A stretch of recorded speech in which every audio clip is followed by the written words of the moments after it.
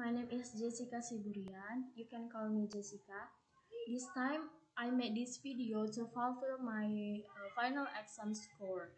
And this time I want to describe about pronunciation problem of English speaking Indian students with phonology theory. English has become a must for many technical students. For them, it is necessary to learn how to speak it in order to get employment opportunities abroad. Aside from reading and listening to audio clips, having good pronunciation of English is also very important for those preparing for various tests. They always hear the sounds of their mother tongue when pronouncing certain words in English. Although English is the official language of India, most Indians speak Hindi as their first language.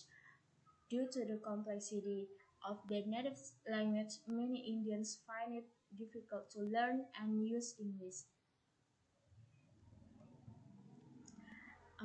There is problems with consonant sounds. The first, most Indians cannot distinguish the V and F sound from each other. They first try to produce sounds that represent the India sounds W and F. It is because in Indian language there is no existence of the sound V. For the example, they pronounce the word veil instead to veil. Secondly, if they try to produce the two sounds like the native speaker, they face difficulty in producing and differentiating the sound V from F, and they pronounce V it as F. Most Indian English speakers cannot recognize the basic difference between them. The V sound is voiceless, and the F sound is voiceless, and the V sound is voiced. The second, there most Indians face the same difficulty in producing S and Z sounds. They tend to make them as voiced sounds. In case of aspirates, they must be aspirate like P, T, and K. Most Indians pronounce them as voiced sound irrespective of their place. The second, there most Indians mispronunciation R. They pronounce it as R instead of R, and they don't drop the final R sounds. Uh, Meanwhile, in English, the sound of the letter R is silent when it is preceded by a consonant. When it's preceded by a vowel, the sound of the letter R becomes long. The vowel sound. In Indian context, the vowel sound in words like all, ball, call, doctor, and etc.